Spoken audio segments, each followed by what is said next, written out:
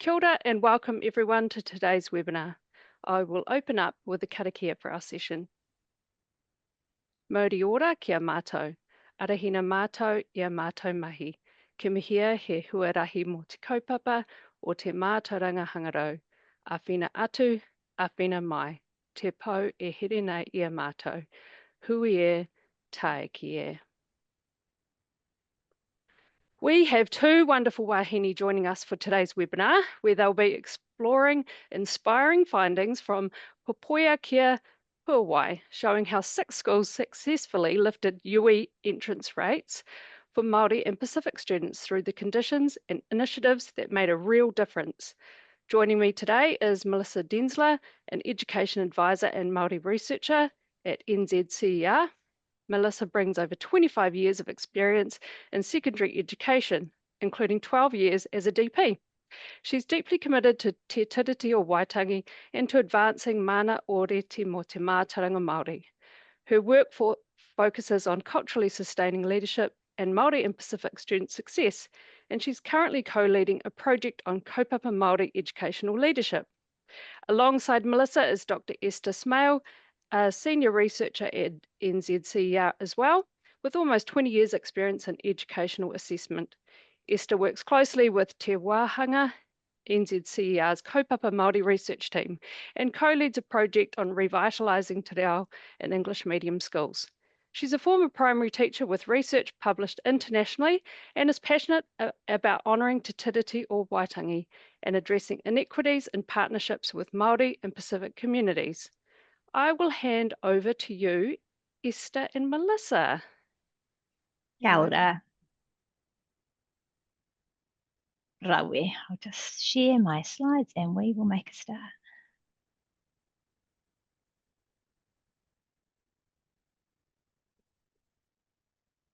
Ka pai. Is that all looking like it should, Pip? Aye. Ka rawe. Okay, well, tēnā koe Pip o te rā tēnā tātou, kua whakakotahi mai I tēnei kauhau, mō Poipoia kia puāwai.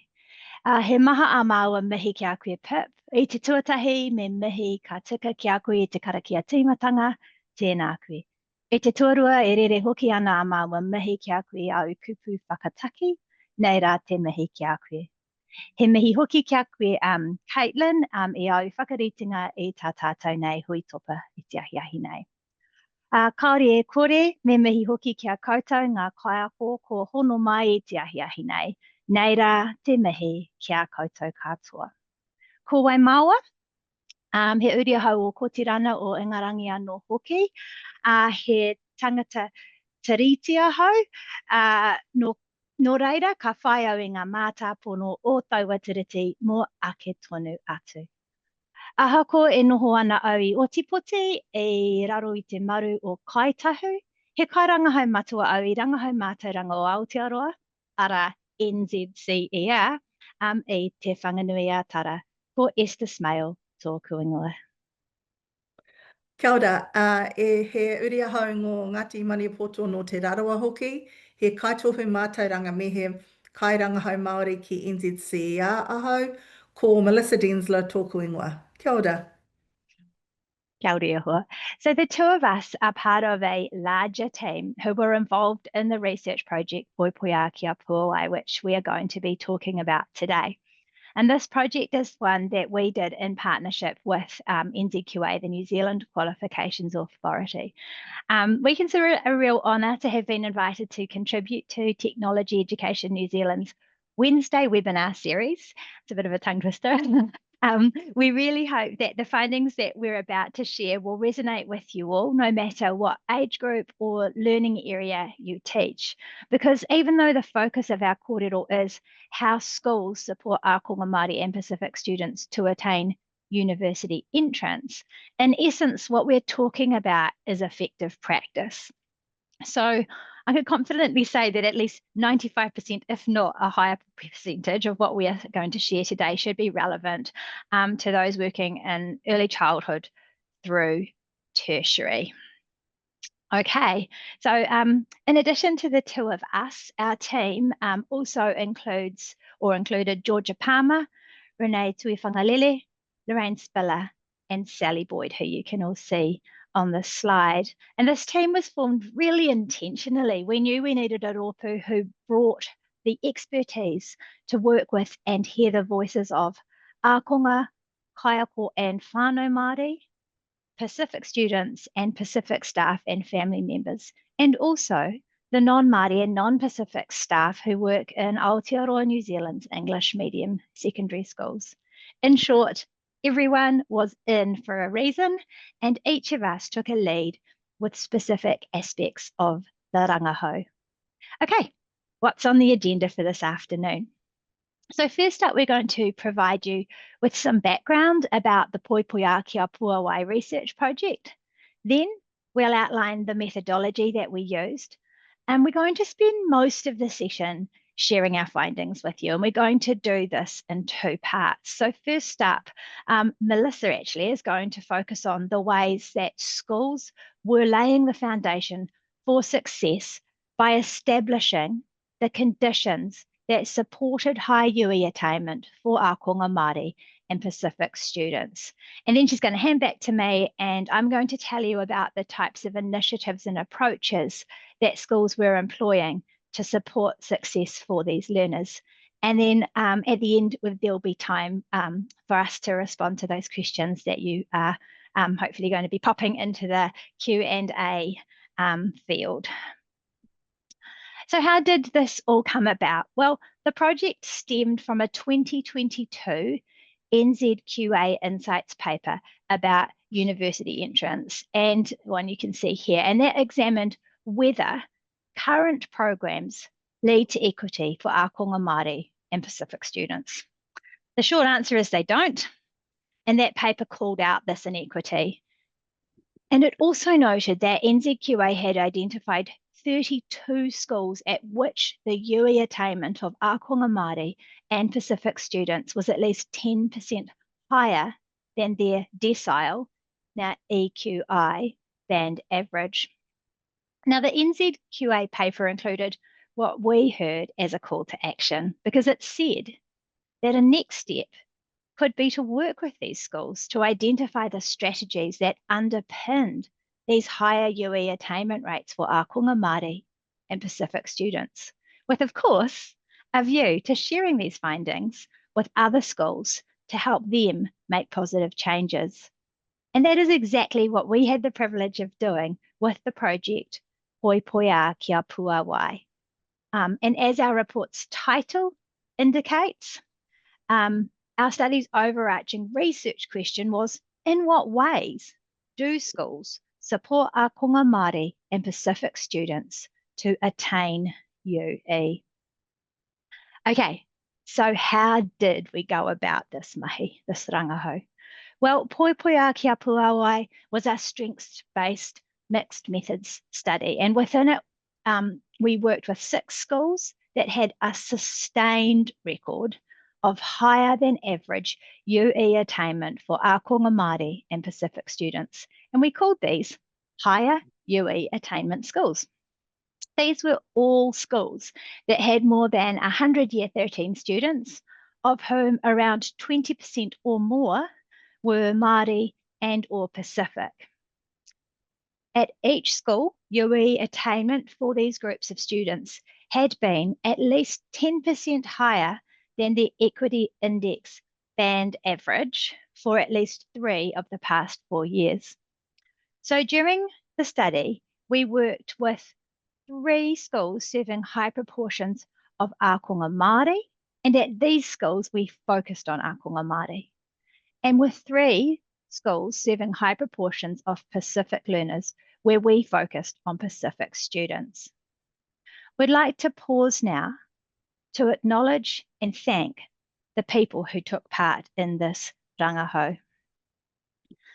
Nō reira, tēnei rā te mihi kia rātou ki ngā tāngata i ngā kura e ono, nō rātou i whai wā, ki te hui a mātou, ara i te tīma rangahau. So we're very grateful to the people in the 6 schools who took the time to speak with us.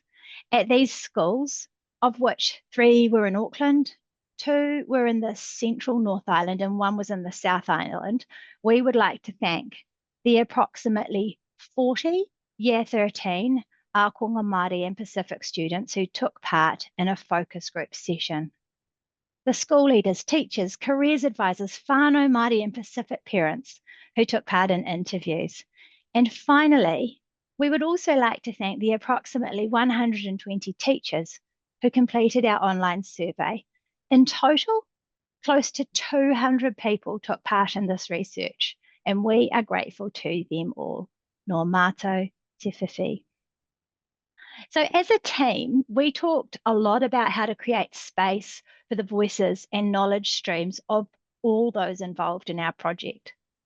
Simply put, and we absolutely acknowledge that this does oversimplify things, these are the voices and knowledge streams of Māori, Pacific, and Pākehā. So to do this, we drew on the metaphor of he awa whiria, the braided rivers framework, to guide our rangahau.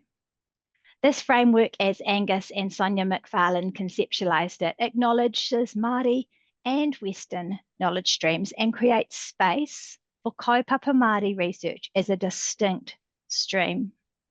Within this project, we extended this metaphor to include 3 knowledge streams and 3 ways of knowing and being: Māori, Pacific, and Western. So one of the ways in which our team enacted this approach was by talking right from the outset about the values that would underpin our research. And that involved identifying the mātāpono Māori and the Pacific values that we agreed would guide us in the ways we worked with each other, with those who took part in the project, and with the kōrero and whakaaro that was shared with us. And I'm going to hand over to Melissa now, and she's going to share some of those kōrero and whakaaro. Over to you, Ehua. Ngā mihi. We're now going to turn to sharing our findings with you. And we'll begin by talking about what it takes to lay the foundation for success. We identified 5 foundational conditions that schools need to have in place in order to support high UE attainment for ākonga Māori and Pacific students. But we want to preface this kōrero by acknowledging that a lot of what we're about to share won't come as a huge surprise, because it aligns with existing mātauranga about best practice, much of which stems from research completed by colleagues such as Russell Bishop, Mary Berriman, Melinda Weber, and others.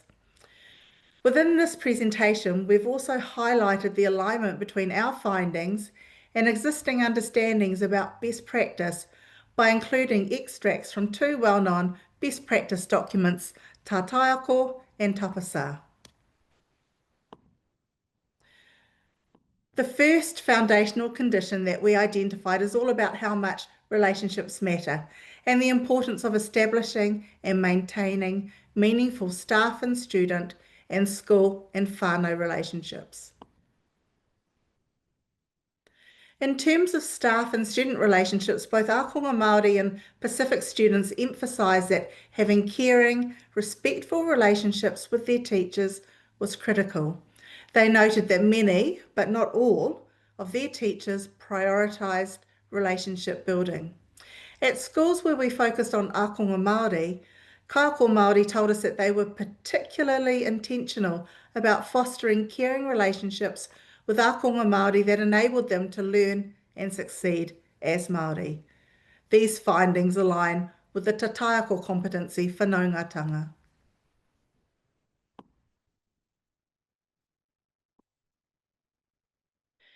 Students also told us how important relationships with staff were. This is highlighted in the quote on the screen, which a Pacific student explained. A big thing that makes learning easy is when we have that one-to-one connection with the teacher. The student goes on to say, some teachers will just not connect, and they're there to literally teach rather than to build the relationship with the student. If the student's not comfortable, then they won't feel okay to ask questions, and I think that's important. Equally, our research found school and whānau relationships were pou in laying the foundations for success.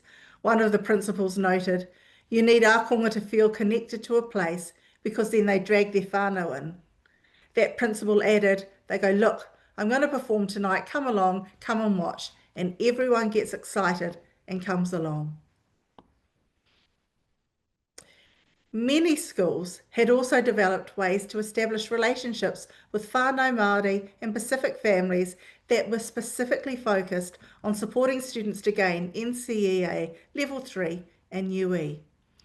Examples included hosting information evenings, making formal events even more accessible for whānau Māori and Pacific families, for example, by using a drop-in rather than an appointment system for parent conferences to make it easier for whānau doing shift work to attend, and providing information about NCEA and UE in the home languages of Pacific families.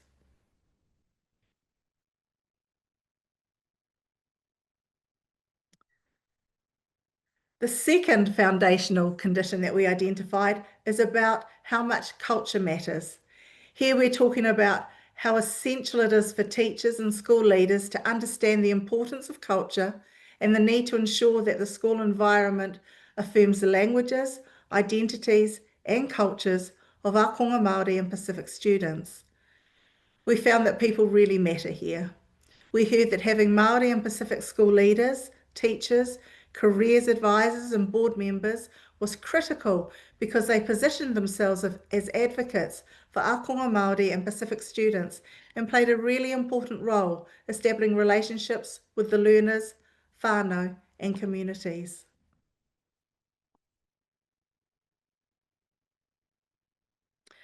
At the schools where we focus on ākonga Māori, kaiako Māori spoke about the work they do leading kaupapa and building the capability of their non-Māori colleagues. There were a number of steps that schools, and in particular school leaders, took to support and affirm the cultures of ākonga Māori and Pacific learners.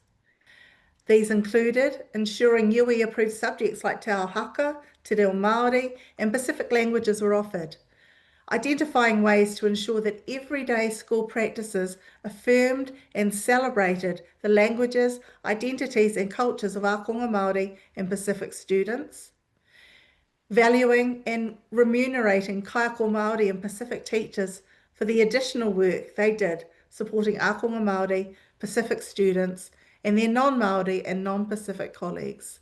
And as you can see from the quote on the screen, ākonga know when they have this kind of support.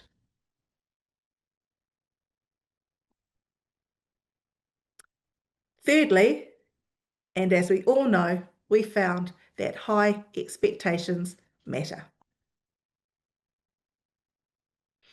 Our research revealed a culture of excellence and high expectations for achievement in all the schools we visited.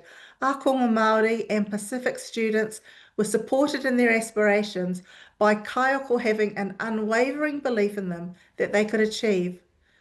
One kaiako summed this up well. From the base of the mountain, we reach the highest pinnacle of our true potential success.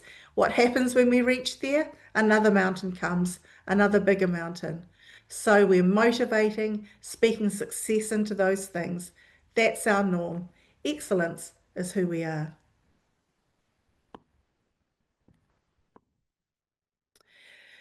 Teachers and school leaders recognised that university was not necessarily the pathway that all students would embark on immediately after year 13.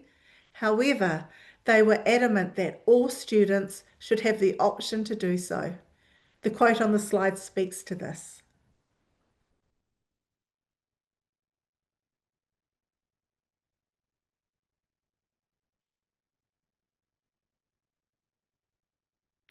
The fourth foundational condition is about how effective teaching matters.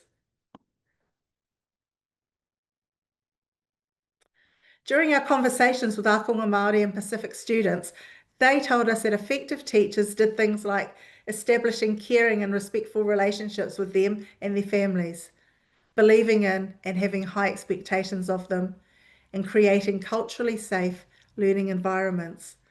The quote shown was from a student sharing what they saw as effective teaching to them. The teachers, they really prioritise our learning. I was surprised because I started at the school last year to find out a lot of the teachers were willing to give up their time during break time and after school to do tutorials. I was like, whoa, you care. That really helps us complete standards in that, sacrificing their time.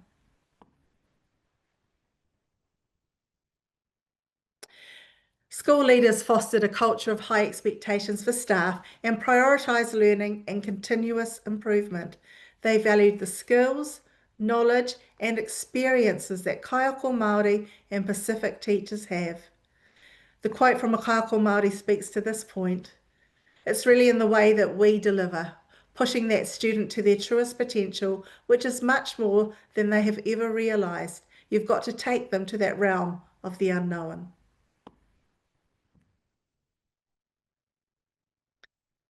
And the final foundational condition that we identified hinged around how much leadership matters.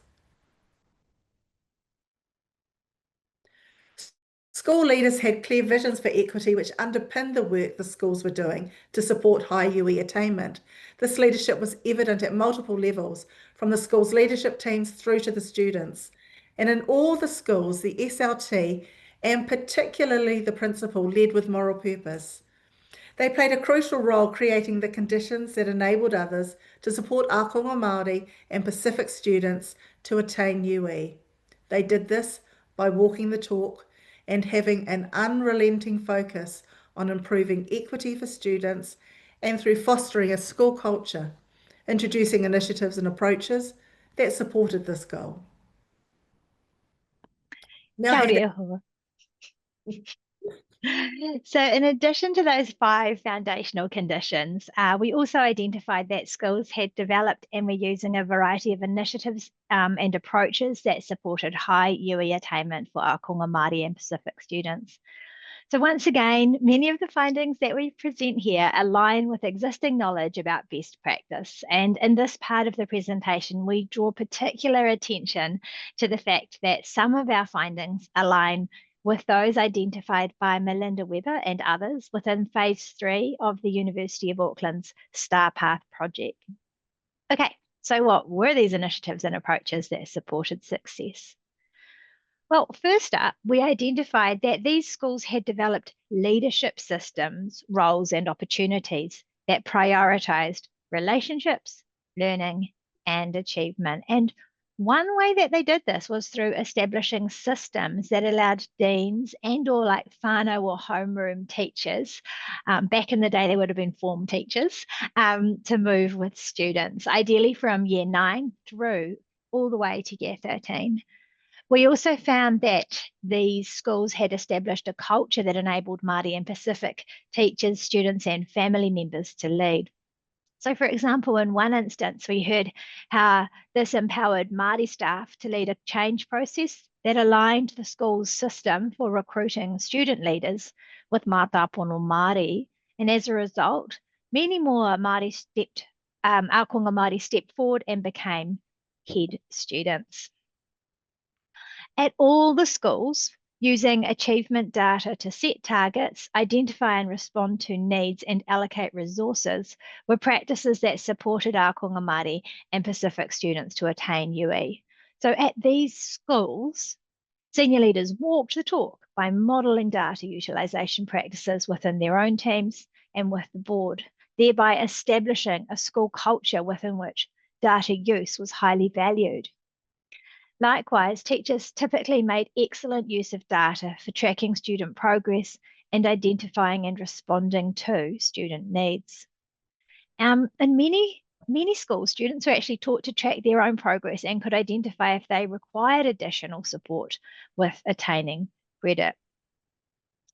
So a third approach that we noticed schools employing involved them designing pathways to UE that reduced barriers. Now, what we want to acknowledge here is that some of these approaches are ones that may not continue to be as effective if the proposed UE change processes occur, because they're very much aligned with the current NCEA approach. So we're going to share them anyway. And, you know, like you, we're in a sort of state of the unknown at present about what things hold. Well, in my case, I've got 2 who are pretty well through, and my youngest is definitely going to still only in year 7. So will experience the new system, whatever it might be. So yes, we will share these points, knowing all that to the degree anyone can know all that at the moment.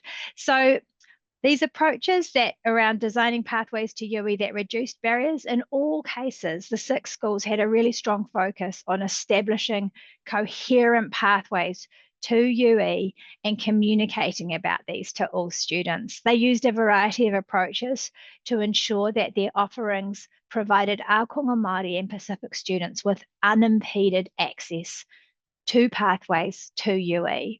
So these approaches, which weren't employed by all schools, included removing streaming and prerequisites to make it easier for students to take UE-approved subjects, raising the profile and status of achievement standards and UE-approved subjects, structuring courses to include a balance of internal and external assessments so that students can secure achievement standards that contribute to UE subjects early through completing internal assessments, and also by doing things like offering a health science academy or similar. So the 4th approach that we identified was starting students early on a pathway to UE. And there were so many creative ways that the schools we work with had found to do this. For example, building on and related to the quote that you can see here on the slide, at one school, the tradition of hosting an academic prize giving early in the school year enabled them to celebrate their recent graduates' NCEA achievements and to promote the importance of UE attainment. And the school did this by inviting the Year 13 students from the previous year's cohort to return in February for a full school prize giving. And at this event, every student who had attained UE crossed the stage, saw their name projected on screen, and received a certificate and applause. So right from when students entered this school, they saw that pathway to UE being trod by students who looked like them. Finally, all 6 schools that were involved in the study worked really hard to support ākonga Māori and Pacific students to stay on a pathway to UE.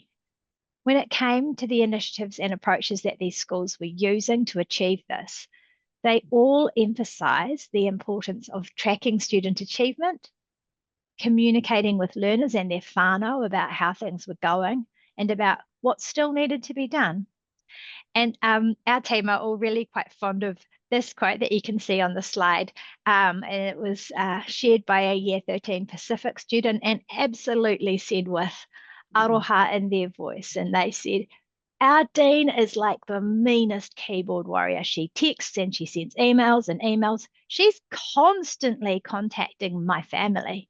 My parents forward me the text that she sends to them." Okay, but this was appreciated by the student because they knew that teacher cared and wanted them to succeed. So in addition to tracking student achievement and communicating with learners and their whānau about how things were going, all 6 schools worked hard to ensure that students had multiple opportunities to learn and attain achievement standards that contributed to UE subjects.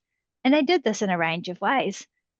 Some approaches were as simple as providing extensions for internal assessments, but often it was about providing students with catch-up opportunities, for example, through offering off-timetable days, blockouts, or summer school sessions, within which students had longer than a typical class period to focus on the assessments they needed to complete for a given subject, ideally with a subject expert on hand to offer guidance.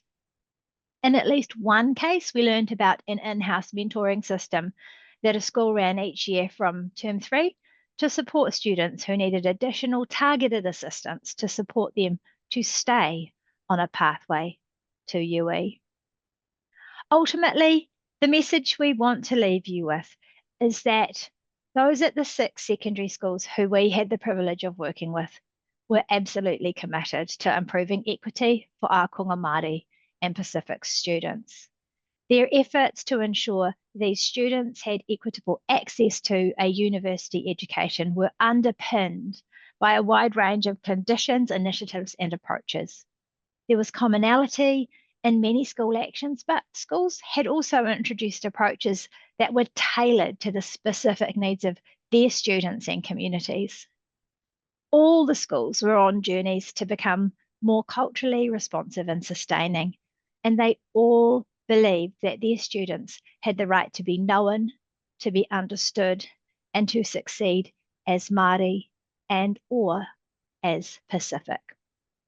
Those we spoke with knew the equity-focused initiatives and approaches that their schools employed were making a difference for their students, and they wanted ākonga Māori and Pacific students at other schools to experience these benefits too. So that's our kōrero, and we can stop our share now, so that if that's the best way to do the Q&A session. Sure thing. Thank you so much. Really interesting research. One of the things that comes to mind for me is I was involved in Rangahia Te Hau, which for those watching and are unaware of it, it's a tool that gathers evidence and data around advancing learners' academic achievement, well-being and belonging. And this was done through researching with whānau and teachers and students, asking them a whole lot of questions around those topics. And I remember, and I've seen this across other schools as well, that there was this always a big gap around what students thought that they were being cared for and that they felt like they belonged, compared to what teachers thought. Teachers thought that they were caring for their students, that they showed whanaungatanga. And I wonder, have you got any starting points for teachers to think about how they could do a litmus test? Like if they're sitting there going, but I'm fine, I've got a great caring nature with my students, but actually how the students feel is actually quite different. The thing that comes to mind when you raised that kaupapa was, I recall one of the schools, and probably one of the ones that was making the biggest difference for the students, or having the most get UE, was that they had realized amongst themselves that they had high expectations as kaiako. They had high expectations for all their ākonga, and it was borne out by how well everyone was doing, but that the ākonga didn't necessarily know that. And so even in that school, which was by all accounts doing so much, if not everything right, there was still that disconnect between what the teachers thought they were conveying and what the students understood. So I don't know if I have, and Melissa, who's been a secondary teacher and school leader, has probably got way more ideas. But I think maybe the first step is just that realization that, because I think that in this particular instance, they were really surprised, like really, really surprised to discover that that was what ākonga thought they thought.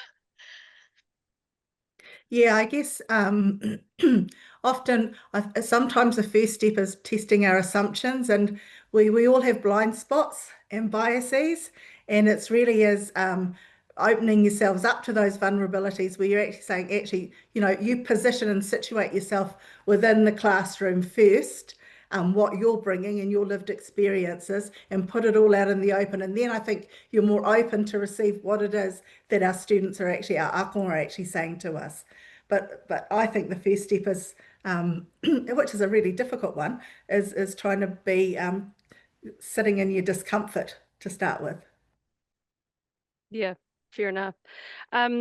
You mentioned in one of your slides that you saw successful models of students being able to track their own progress. Have you got a description or can describe how you saw this working? Like, did they use a Google Classroom platform? Was it, like in their homerooms? Can you recall what this an example of this progress in action? So a couple of things. First of all, I'm just going to absolutely blank on the name. It's just the most common software that all the schools use for tracking, for recording. Kmart? Yes. So Yeah. they did it through Kmart in most cases. There were others, like I know they use Edge at one of my kids' schools.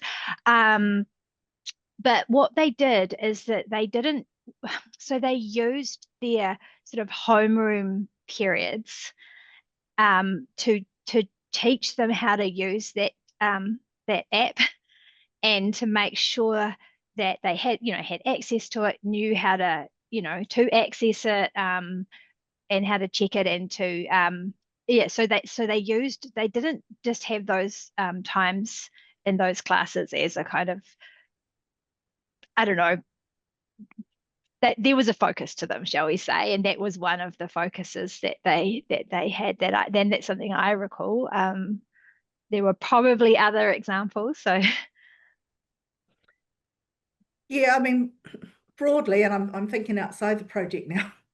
Because there's always that tension of it, like, when time's your currency in schools, how is kaiakoa, you're going to give attention to something that's so important, and schools that actually say we are going to prioritize time with our ākonga to do that tracking, because that's what it is. It's actually prioritizing that time to enable that to happen, because it can't just happen like in a 5-minute chat. There has to be the time to enable it. Otherwise, it's just a performative type action. And you want to give kids agency for them to be able to see for themselves how they can track too. And I think that's kind of as they get older, giving them those tools as kaiako to enable them to actually know where they're going and where they need to, where they've been and where they need to go themselves, rather than us being the ones to always tell them. Yep.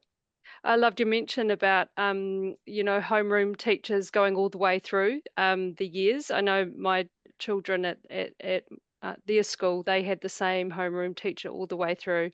And it was always sad in year 13, and the teacher would always cry to, like saying goodbye to her little nest of children. Off they went. But it was also really nice as a parent to be able to have that one connect, and you knew who you could reach out to and build that relationship with. So yeah, I can see the benefit of that, and I've experienced the opposite, of being a teacher where you get different students every year, and it's great to get to know everyone because you see them in your class, especially in technology classes where your students change all the time. But in terms of building relationships, that homeroom thing is really cool. Yeah. I think that is it for all our Q&A. I'm going to share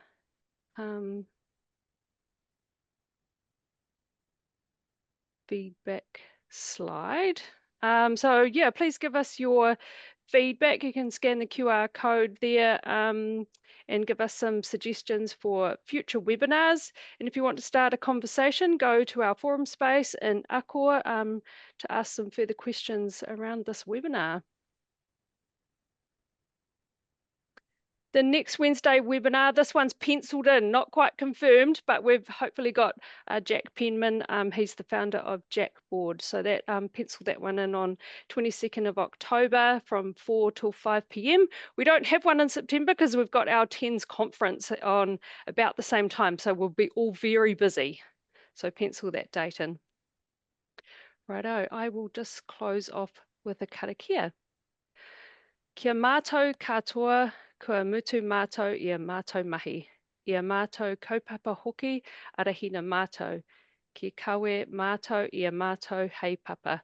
Kia whakatapua mātou ki ngā kaupapa mene mea whakapono. Manaaki tia mai mātou.